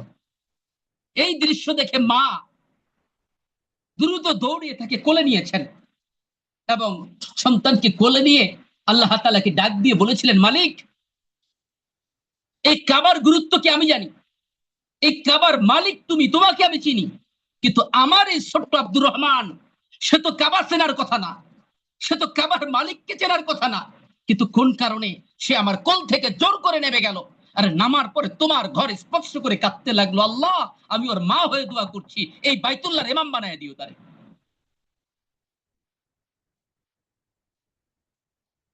আল্লাহ তাআলা মায়ের সেই দোয়া কবুল করে খালি ইমাম বানান নাই, ইমামদেরও প্রধান বানিয়ে দিয়েছেন আল্লাহ। সুতরাং আমরা দেখলে বুঝতে পারি পৃথিবীতে কোনো নবীর জন্ম খারাপ মায়ের পেটে হয় নাই, পৃথিবীতে কোনো অলির জন্ম খারাপ মায়ের পেটে হয় নাই, কোন আলেমের জন্ম খারাপ মায়ের পেটে হয়নি। পিতা খারাপ ছিল, সন্তান নবী হয়েছে, দৃষ্টান্ত ইব্রাহিম আলাইহিস সালাম। কিন্তু মা খারাপ ছিল, সন্তান আলেম হয়েছে, এরকম একটা দৃষ্টান্ত দেখানো সম্ভব নয়। এজন্য আমাদের মা বোনদের এই কথাগুলো জানানো দরকার, শোনানো দরকার। কথা বলছিলাম স্তর বাই স্তর, যে সন্তানকে এই লালন পালনের মধ্য দিয়ে কাজগুলো করা। সন্তান যখন কথা বলা শিখবে, তাকে শিখানো আল্লাহ লা ইলাহা ইল্লাল্লাহ, এরপরে ইসলামিক টার্ম গুলো শিখানোর চেষ্টা করা, আলিফ বা তা, অ আ ক খ এ বি সি ডির আগে পারলে আগে আলিফ বা তার সাথে পরিচয় করানো, এরপরে এগুলো ধারাবাহিকভাবে শিক্ষা দেওয়া, এভাবে নীতি নৈতিকতা আদব শিক্ষা দেওয়া। তারপরে তো আগে আলোচনা হলো 7 বছর বয়স হলে তাকে নামাজের জন্য বলা, 10 বছর বয়স হলে নামাজ বাধ্যতামূলক করে দেওয়া, রোজা বাধ্যতামূলক করে দেওয়া। এরপরে কন্যা সন্তান হলে তাকে একজন নেককার দিনদার পাত্রের কাছে পাত্রস্থ করা। এগুলো হচ্ছে পিতামাতার দায়িত্ব, পরিবারকে জাহান্নামের আগুন থেকে বাঁচানোর জন্য পারিবারিক প্রচেষ্টা। এর বাইরে পরিবারকে নিয়ে মাঝে মধ্যে বসা দরকার, মাঝে মধ্যে ঘোরা দরকার, মাঝে মধ্যে ঘোরা দরকার। নবী সাল্লাল্লাহু আলাইহি ওয়াসাল্লামের সুন্নাহ এটা, নবীজি প্রত্যেক যুদ্ধে একজন স্ত্রীকে তিনি নিয়ে যাইতেন। যুদ্ধের মতো বিভীষিকাময় পরিবেশে স্ত্রীকে নিয়ে যাওয়া বিষয়টা চারটিখানি কথা না, কিন্তু নবীজি সেখানেও একজন স্ত্রীকে নিয়ে যেতেন। উম্মুল মুমিনিন আয়েশা রাদিয়াল্লাহু তাআলা আনহা ছোট বয়সে ছোট ছিলেন অনেক, এই কারণে নবীজি রাতের আধারে তাকে নিয়ে দৌড়াতে বের হতেন, তাকে সাথে নিয়ে দব্বা দিয়ে বাচ্চারা গান গাচ্ছে তার পাশে দাঁড়াইতেন।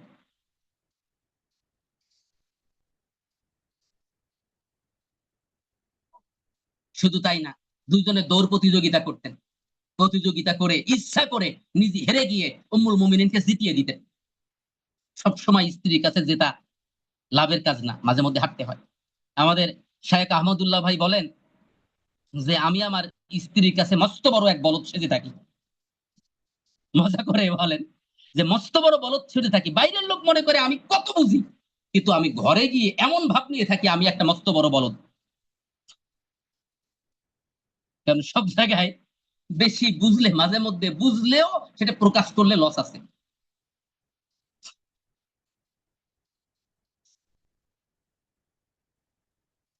তা আমি বোধহয় এটা একটু আলোচনা করেছিলাম নাকি সূরা বাকারার 30 নম্বর আয়াতের আলোচনা করতে গিয়ে, নারীদের সৃষ্টি, জান্নাতে হাওয়া আলাইহিস সালামের সৃষ্টি নিয়ে বোধহয় একটু আলোচনা করেছিলাম, তখন এই বিষয়টি বোধহয় আর একটু খোলাসা করে আলোচনা করেছিলাম সম্ভবত। আপনারা শুরুর ক্লাসটা পেয়ে থাকলে মনে থাকার কথা, দ্বিতীয় ক্লাস। যাই হোক, কথা বলছিলাম এই পরিবারকে একটু সময় দেওয়া জরুরি। আপনার বহু ব্যস্ততা থাকবে, দিনের কাজে প্রচন্ড ব্যস্ততা থাকবে, এর মধ্যেও চেষ্টা করা এইটাকে দিনের অংশ হিসেবেই মনে করা। কারণ পরিবারে যদি শান্তি না থাকে, তাহলে আপনি দিনের কাজ করে মজা পাইবেন না। পরিবার থেকে আপনাকে সাপোর্ট না করলে আপনি কোনো কাজে স্থির হতে পারবেন না। পৃথিবীতে যারা সফল হয়েছে, তাদের অন্যতম বৈশিষ্ট্য পরিবার থেকে তারা অনেক বেশি সাপোর্ট পেয়েছে।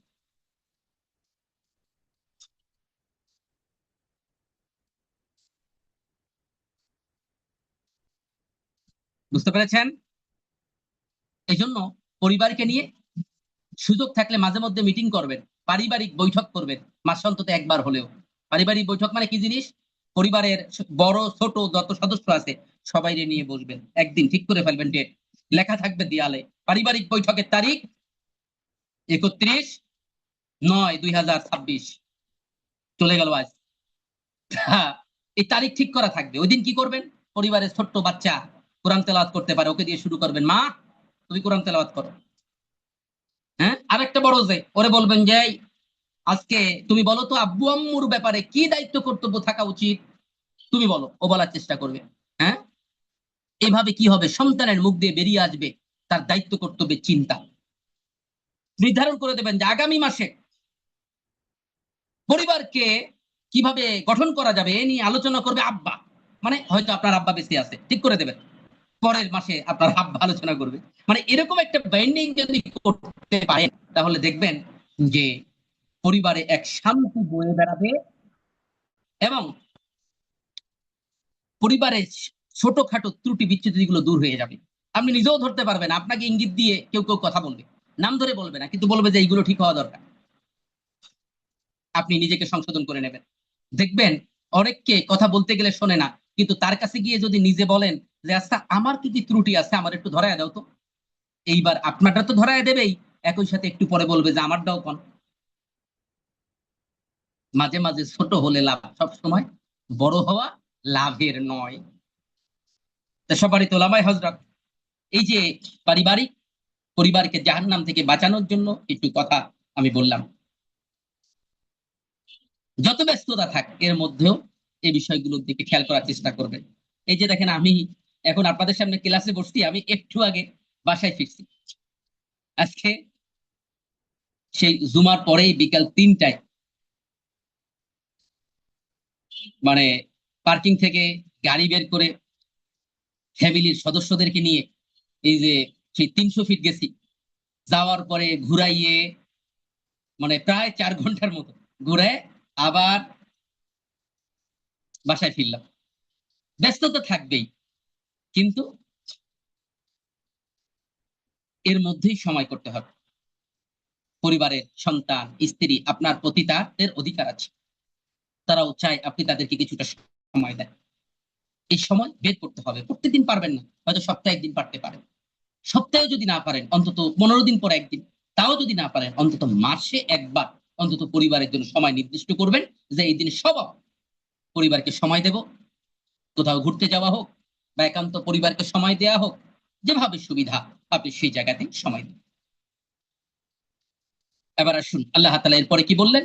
আলাইহা মালাইকাতুন গিলাজুন শিদাদুল লা ইয়াসুনাল্লাহা মা আমারহুম ওয়া ইয়াফআলুনা মা ইউমারুন। এখানে জাহান্নামের ফেরেশতাদের 3টা বৈশিষ্ট্যের কথা বলা হয়েছে। 1 নম্বর, তারা হবে নির্মম ও রুক্ষ। কি হবে? নির্মম হবে এবং রুক্ষ স্বভাবের হবে, মেজাজ গরম, ভয়ঙ্কর। 2 নম্বর হচ্ছে আল্লাহর নির্দেশ অমান্য করে না। 3 নম্বর হচ্ছে আল্লাহ যা নির্দেশ দেবে তাই তারা করে। এই বৈশিষ্ট্যগুলো বর্ণনা দ্বারা জাহান্নামের ভয়াবহতা বোঝানো হয়েছে। অর্থাৎ ফেরেশতারা এমন প্রকৃতির যে দুনিয়ায় তোমরা বা তোমাদের পরিবারের সদস্যরা আল্লাহর হুকুম না মানলে সেখানে কোন রকম ছাড় পাবে না। আল্লাহ তাআলা এই বিষয়টা বুঝাই দিলেন। সেখানে কি থাকবে? আলাইহা তিসআতা আশারা, ইহার উপরে আছে 19, মানে 19 জন ফেরেশতার ব্যাপারে বলা হয়েছে। তাদের মধ্যে প্রধান থাকবে কেটা? মালিক। এই নাম দ্বারা বোঝা যায় যে অত্যন্ত দাপটশালী একজন ফেরেশতা, তারা বিন্দু মাত্র কোনো দয়া দেখাবে না। এবার আসুন এই আয়াত থেকে সরিয়ে বিধানটা কি আমাদের জন্য। একজন মুমিনের উপর নিজে ইসলাম মানার পাশাপাশি পরিবারকেও ইসলাম মানানোর চেষ্টা করার দায়িত্ব ফরজ। নিজে ইসলাম মানার পাশাপাশি পরিবারকেও ইসলাম মানানোর এই দায়িত্বটা কি ফরজ। শিক্ষা কি? এক নাম্বার, শুধুমাত্র নিজে আল্লাহর দিন মানলে হবে না, পরিবার ও আত্মীয় স্বজনকেও তার দিন শিক্ষা দিতে হবে। দুই নম্বর, একাকে ইসলাম মানার নাম মুমিন নয়, বরং সবাইকে নিয়ে ইসলাম মানার নাম হলো মুমিন। তিন নম্বর, পরিবার ও আত্মীয় স্বজনকে আমরা অনেক ভালোবাসি, আর সেই ভালোবাসার মানুষদেরকে জাহান্নাম থেকে বাঁচানোর প্রচেষ্টা চালানো যে খুবই জরুরি, তা বিবেকবান মানুষের না বোঝার কথা নয়। চার নম্বর, নিজে ও পরিবারকে ইসলামের আলোকে গড়ে না তুললে জাহান্নামের আযাব থেকে রক্ষা পাওয়া যাবে না। এই হচ্ছে আমাদের আলোচনা, চারটা শিক্ষা এবং আমাদের আলোচনার নির্যাস। সংশ্লিষ্ট বিষয়ে আপনাদের কারো কোনো কথা থাকলে বলতে পারেন।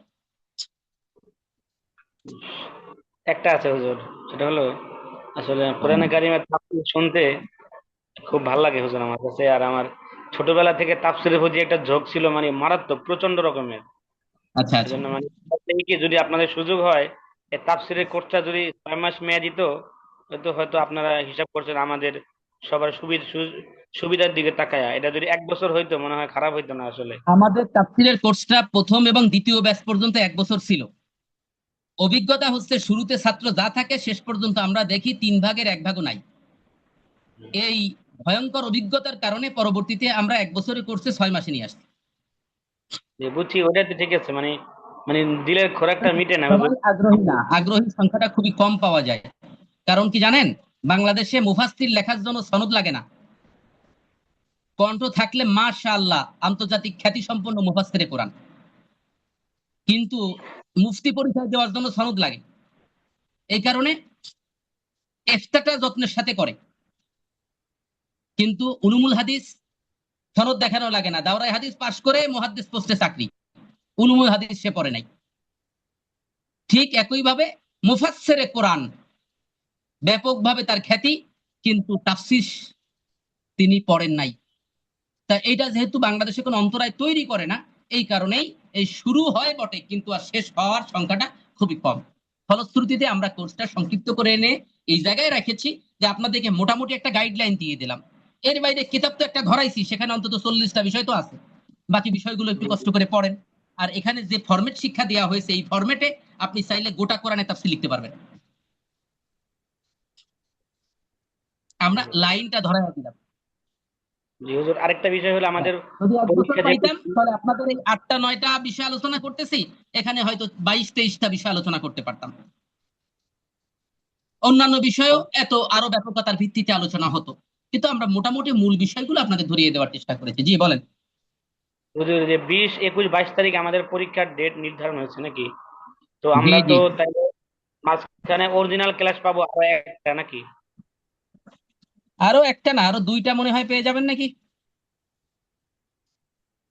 না, যেহেতু হিসাব করে পরীক্ষার দেখতে আগে হবে। 1 সপ্তাহ আগে আবার পরীক্ষার 1 সপ্তাহ আগে তো আবার প্রস্তুতিমূলক একটা ক্লাস করান, হ্যাঁ হ্যাঁ, না এই জন্য মনে হয় বললাম। আর, হ্যাঁ 2 সপ্তাহ দর্শ পাবেন, তাহলে আর একটা দর্শ পাবেন, আর তারপরেরটা প্রস্তুতিমূলক দর্শ হবে। আর আমি কি করব দেখি, আমার মন ইচ্ছা হলো দর্শ আরো 2টা হবে, আরো 2টা টপিকের আলোচনা করব, তার সাথে ওই সাজেশন দিয়ে দেবো ইনশাআল্লাহ। তো ইচ্ছা ছিল যেহেতু আপনার কাছে আপনাদের 40টা কিতাবের মধ্যে 40টা পুরা 10টা নিতে পারলে আসলে খুব উপকার হইতো। দেখা যাক, আমি কিন্তু আরো ইনশাআল্লাহ বাকি 2টা দর্শে ইনশাআল্লাহ আলোচনা করব, আরো 2টা টপিক ইনশাআল্লাহ।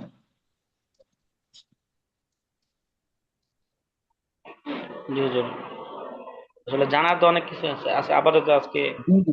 আর যত কথা বলি সব কথা কিতাবে নাই।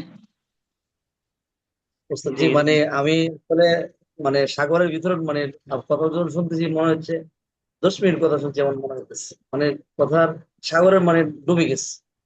সুবহানাল্লাহ। শুক্রান। আসলে আপনারা আরো ভালো পারবেন, আমরা একটু ধরিয়ে দেওয়ার চেষ্টা করছি আর কি।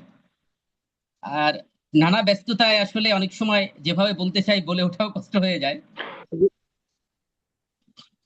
তাহলে ছোট আলহামদুলিল্লাহ, একটা আল্লাহ তাআলা আবদার ছিল হুজুর, প্রত্যেককে হায়াতের মধ্যে বারাকা দান করুন। হ্যাঁ বলেন। একটু পানি দেন। আবদার বলতে পারেন, আসলে এর দাবিও এই বলতে যে পারেন হুজুর। মাঝখানে সেটা হলো একজন ফোন দিয়ে জ্বালাচ্ছে, মাঝখানে একজন ফোন দিয়ে জ্বালাচ্ছে বারবার, এ পর্যন্ত 3বার কাটলাম, আবার ফোন দিচ্ছে। আসলে এর আবার টাইম দেওয়া ছিল রাত 10টার পরে, তার তালাকের এক ফতোয়া জিজ্ঞাসা করবে এই জন্য। আচ্ছা বলেন বলেন। আমাদের হক বেশি হুজুর, এজন্য আমরা আমাদের দিল যখন শেষ হ্যাঁ হইব ঠিক কথা কথা। তারপর সেটা হলো হুজুর আবদার এবং কি একটা অনুরোধ। সেটা হলো, যেহেতু বইয়ের মধ্যে 40টা তাফসির দেওয়া আছে, এটা সংখ্যাটা একটু বাড়ান যায় না হুজুর সামনের সংস্করণে, 10টা বা 20টা? আমার ইচ্ছা আছে আমি এর আরেকটা, এটা ফার্স্ট খণ্ড হয়ে পরে আরেকটা দ্বিতীয় খণ্ড বের করবো ইনশাল্লাহ। ইনশাআল্লাহ। বের করলে ইনশাল্লাহ। সেখানে আবার 40টা এসে যাবে ইনশাল্লাহ। কারণ এর মধ্যে হুজুর ওইটা আমি বিষয়গুলো রেখেছি, আপনারা তো খেয়াল করেছেন মনে হয়। এখানে আছে হলো, প্রথমটা তো তাফসীর প্রস্তুতকরণে বিবেচ্য বিষয় লক্ষণীয় দিক, পরের অধ্যায়ে মুমিন মুত্তাকিদের গুণাবলী, তারপরে আছে সত্যবাদিতা বৈষম্যহীনতা, ইসলামের পরিবার নীতি, তারপরে জীবন জীবিকা মানবিকতা, দিন দাওয়া খেলাফা, সওম হজ জিহাদ পর্দা আখেরাত, মৌলিক বিষয়গুলো সব চলে আসছে। তবে এর বাইরেও আরো কিছু টপিক আছে, ইসলামী অর্থ ব্যবস্থার সাথে রিলেটেড ব্যাপার আছে। জাকাত অর্থ ব্যবস্থার মধ্যে পড়ে, কিন্তু অর্থ ব্যবস্থা রিলেটেড আরো ব্যাপার আছে। তারপরে হলো উত্তরাধিকারী আইনের উপরে একটা আলোচনা থাকতে পারতো, তাই না? তারপরে হচ্ছে পর্দাও কাভার করেছে। এরকম আরো অনেক টপিক আছে যে বিষয়গুলোকে নিয়ে আসা, আল কোরআনে বিজ্ঞান বিষয়ক কিছু আলোচনা নিয়ে আসা যেতে পারে। আমার ইচ্ছা আছে যে আরেকটা খণ্ড বের করে আরো হয়তো 40টা বা 50টা তার মধ্যে দিয়ে দেবার ইনশাআল্লাহ। আর এর আগে আরেকটা গ্রন্থের আমি কাজ করতেছি, সেটা আগে করে নিতে হবে। সেইটা অক্টোবরে বের করার ইচ্ছা, সেটা হলো আহ দারসুল হাদিসের উপরে একটা গ্রন্থ। এটা এটা তো কোরআনের, কিন্তু এরকম বিষয়ভিত্তিক হাদিস, জীবন ঘনিষ্ঠ হাদিসগুলো, এরকম অনেকগুলো বিষয়কে নিয়ে হাদিসগুলোকে আলোচনা করা। এবং ইচ্ছা আছে ওইটা বের করতে পারলে দাওরায়ে হাদিস এবং উলুমুল হাদিসের সাথে ওটাকে পাঠ্য করে দিব। তাহলে হাদিস থেকে জীবন সংশ্লিষ্ট বিষয়গুলো ক্লিয়ার হয়ে যাবে ইনশাআল্লাহ। তো হুজুর তাইলে, তো তাইলে বইটা বের করার পরে প্রথম কপিটা আমাকে দিবেন হুজুর, খরচ জ্বালাকে, ইনশাল্লাহ, অসুবিধা নাই। এইটা ওই ইনশাআল্লাহ। উলুমুল হাদিসের এই বিষয়টা, আর এই তাফসীর সংস্কার যেটা, ওইটা বের করলে হুজুর সর্বপ্রথম ইনশাল্লাহ আমি করে করবো। এটা আগে অর্ডার দিয়ে রাখলাম ঠিক আপনার। আছে ইনশাআল্লাহ জি, ইনশাআল্লাহ। আমাকেও দিবেন ইনশাআল্লাহ, আমাকে দিবেন ইনশাআল্লাহ। হ্যাঁ আমানুল্লাহ আমিন সাহেব বলেন। আমাকেও দিবেন ওস্তাদ। যে আমি আহ, এখন তো ইফতা করেছি, তারপরে এখন তো হলো আপনার কি ক্যামেরাটা বলে ক্যামেরাটা একটু বেশি উঠে গেছে, এই কারণে আপনার চোখ দেখা যাচ্ছে না। হ্যাঁ এবার আমি ঠিক আছে। ওস্তাদ যে ইফতা তো করেছি, এখন তো তাফসীরুল হুম। কোরআন অধ্যয়ন করতেছি আপনাদের কাছে। তারপরে কি করা যায়? উলুমুল হাদিস। উলুমুল হাদিস পড়বেন, উলুমুল হাদিস। জি জি। ভালো মুফতি হতে গেলে তাফসীর আর উলুমুল হাদিস জানতে হবে। উলুমুল হাদিসটা কখন থেকে পড়বো ওস্তাদ জি? আপনি চাইলে এখনো শুরু করতে পারেন, কারণ উলুমুল হাদিসের ক্লাস টাইম আলাদা, আপনার যদি হাতে সময় থাকে। আর যদি সময় না থাকে তাহলে তাফসীর শেষ করে তারপরে পড়বেন। জি, তাফসীর শেষ করে পড়বো ইনশাআল্লাহ। হ্যাঁ উলুমুল যদি হাদিস আমাদের তো তো এক বছর সময়ের উপরে। ওস্তাদ জি, কি 1 বছর? হ্যাঁ উলুমুল হাদিস 1 বছর 1 বছর। জি, জি, তাহলে এরপরে করবো। হুজুর আমাদের তো এই মাসে শেষ হয়ে যাইতেছে, কালকে তো মাস শুরু, এই মাসে শেষ, পরের মাসে তো উলুমুল হ্যাঁ হাদিসের আপনাদের এই নতুন মাসে ব্যাচ শেষ। আছে। তারপরে পরের মাসের তো উলুমুল হাদিসের নতুন কোনো ব্যাচ আছে নাকি? হ্যাঁ হ্যাঁ হ্যাঁ, উলুমুল হাদিসের একটা ব্যাচ এই মাসের শেষেই, মানে আগস্টের শেষে শুরু হবে। তাইলে তো মোটামুটি ওখানে জয়েন করা যায়। হ্যাঁ জয়েন করতে পারবেন। উলুমুল হাদিসটা জানা দরকার, মানে ভালো মুফতি হওয়ার জন্য। এই জি উলুমুল জি জি। কোরআন আর উলুমুল হাদিস না জানলে ভালো মুফতি আসলে হওয়া যায় না।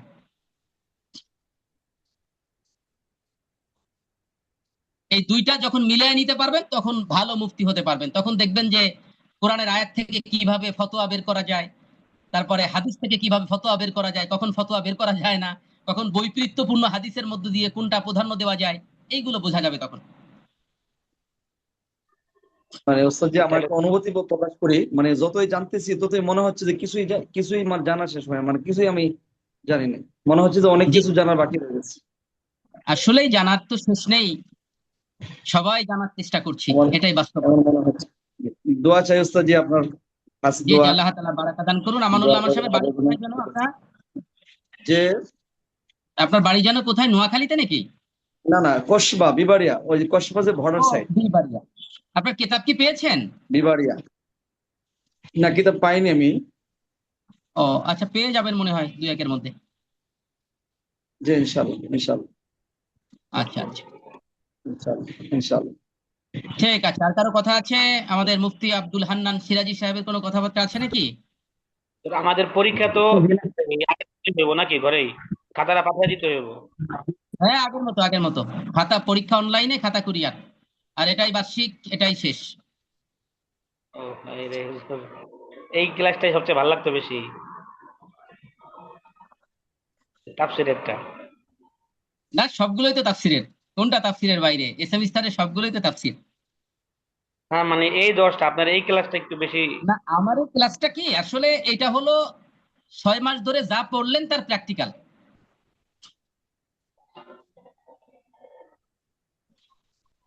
মানে তাহলে তাফসীর হচ্ছে ইবনে কি কাসির মানে পড়েছেন, তাফসীরে আর কুরতুবী ক্লাস করতে মাদানী হবে পড়েছেন, এরপরে উলুমুল কোরআন পড়েছেন, তারিকুত তাফসীর পড়েছেন, হ্যাঁ, কায়দাতুদ দাওয়া, কানুনুল উকুবাত, এই সবগুলো মিলিয়ে এটা হলো চূড়ান্ত। যেমন তামরিনুল ফতোয়া হচ্ছে ইফতা বিভাগের শেষ রূপ। ওইটা যে ভালো করছে বোঝা যাচ্ছে সে ফতোয়া শিখছে। আর এই ইস্তেদাদুত তাফসীরটা যে ভালো রেডি করতে পারে বোঝা যাবে যে সে বাকিগুলোকে ঠিকমতো আয়ত্তে নিতে পেরেছে।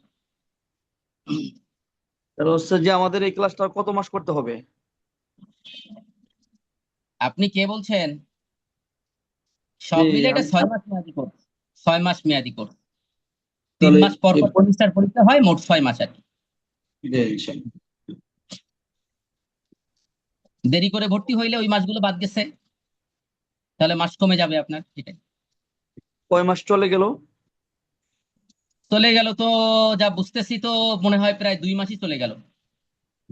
আহ, ইনশাআল্লাহ। আগস্টে পরীক্ষা মানে তো 2 মাস চলে গেছে। জি, ইনশাআল্লাহ। জি। যে হান্নান সিরাজি সাহেব কিছু বলছিলেন?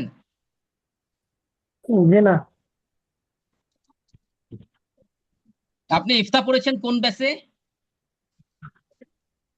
আমি পড়েছি হলো মার্কাজুল ফিকর দাওয়া, ও মুফতি আচ্ছা আচ্ছা। মুশতাক আহমদ মাদানী। ও আচ্ছা আচ্ছা, ওখানে ইফতাউল পড়েছেন তাই হাদিস। না? ও, জি আমাদের এখানে কি শুধু তাফসীরই পড়তেছেন নাকি? জি, শুধু তাফসীর। ও আচ্ছা আচ্ছা আচ্ছা, ঠিক আছে, শুকরান জাজিলা। জি, আর কারো কথা আছে? না থাকলে আজকের মতো শেষ করতে চাই।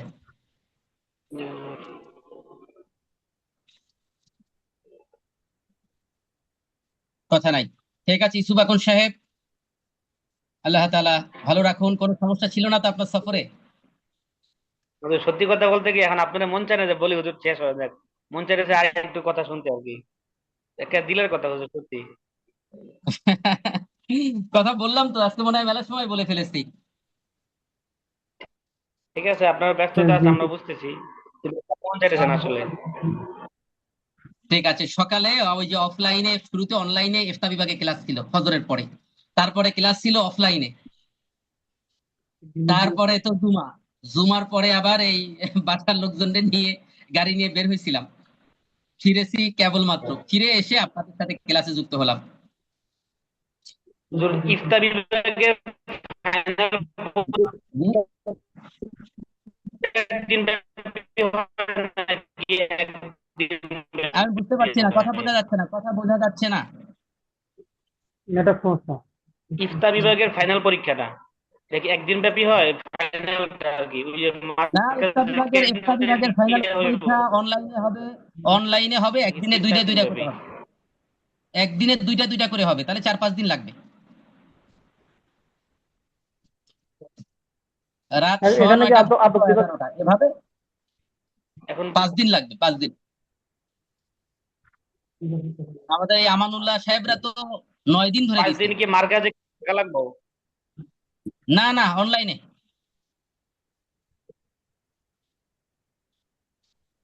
অনলাইনেই হবে। যে আমরা ইফতা যে বিভাগের হচ্ছে ফাইনালটা 9 দিন। অনলাইনে হইব? হ্যাঁ, মার্কাজে অনলাইনে হবে, মার্কাজে অনলাইনে হবে, দারুল শুধু উলুমে দাওরা হাদিসটার অফলাইনে নিয়ে ফাইনালটা একদিন। হয় অফিসে মাঠে? হ্যাঁ হ্যাঁ হ্যাঁ হ্যাঁ, ইয়েস। ও, দাওরা হাদিসও এখন থেকে অনলাইনে নিব।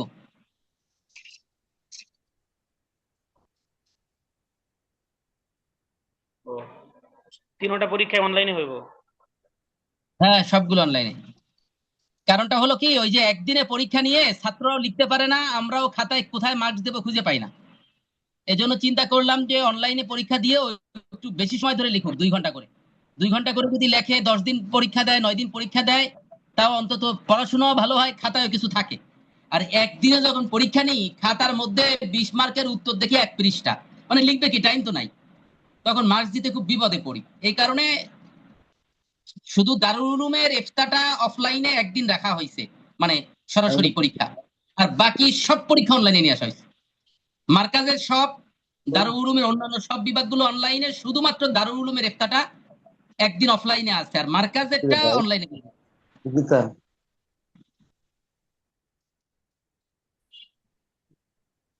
জি হুজুর, বুঝতে ক্লিয়ার হলো অনেক পেরেছেন? কিছু।